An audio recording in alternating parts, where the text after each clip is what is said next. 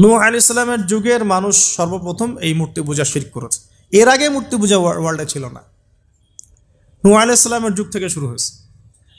তাহলে এটাকে আমরা সর্বোচ্চ পর্যায়ে সনাতন বলতে পারি না। তারও আগে যে সময় চলে গেছে, ওই সময় মানুষ তাওহীদপন্থী ছিল। আদম আলাইহিস সালামের যুগে তখন মানুষ এই কাজ করতো না। শুরুটা কেমন করে হলো? ভালো উদ্দেশ্যেই শুরু হয়েছিল, ভালো মনে করে। কেমন? যে মানুষ এরকম চিন্তা করে নিয়েছিল যে এই মানুষগুলো ইয়াগুস ইয়াউক নাসর, ইয়াগুস ইয়াউক নাসর, এই ভালো মানুষগুলো আল্লাহর খুব নেককার বান্দা ছিলেন। তাদের স্ট্যাচু তৈরি করা যায়, তৈরি করলে কি হবে? এগুলোকে দেখলে আমাদের আগ্রহ জন্মাবে ইবাদত করার ব্যাপারে। এটা ছিল ওদের থটস। শয়তান এভাবেই তাদেরকে ইনফ্লুয়েন্স করেছিল আর কি। তারা তাই করলো। এই জেনারেশনটা যখন মারা গেল, পরের জেনারেশন যখন আসলো, তখন শয়তান ওদেরকে বুঝালো, ধরেন 100-200 বছর পরে বুঝালো যে ওরা খুব ভালো মানুষ ছিল, ওদের মূর্তিকে মসজিদের বাইরে না রেখে ভিতরে ঢুকিয়ে ফেলো। তাদেরকে সেজদা করতে হবে না, ভিতরে ঢুকিয়ে ফেলো, ইবাদতে মনোযোগ আসবে। পরের জেনারেশন এই কাজটাই করলো।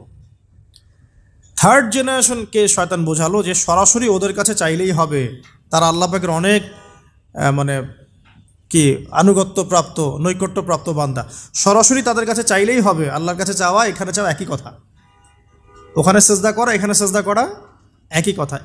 এখান থেকে শুরু হলো সরাসরি স্ট্যাচু ওয়ার্শিপ। সরাসরি স্ট্যাচু ওয়ার্শিপিং এখান থেকে শুরু হয়েছে।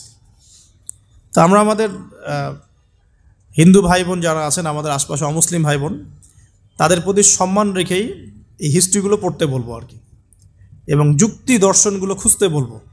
আসলে কি তারা শুনতে পায়? আসলে কি সে আমার কোনো উপকার করতে পারে? আসলে কি সে আমার কোনো ক্ষতি করতে পারে?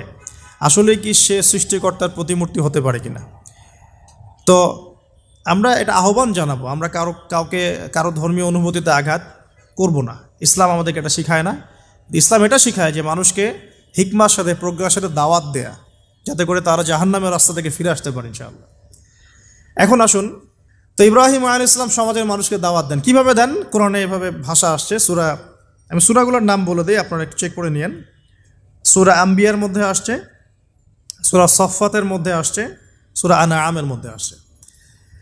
তো তিনি দাওয়াত দেন এভাবে যে ওয়াইজ ক্বালা ইব্রাহিম, যখন ইব্রাহিম বললেন লিআবিহি ওয়া কওমিহি, তার বাবাকে এবং তার কওমকে বললেন, মা হাযিহি তামাসিলুল্লাতী আনতুম লাহা আকিফুন, তোমরা এইসব কি মূর্তির উপাসনা করো, এদের চারপাশে ঘুরতে থাকো, কি সব করো?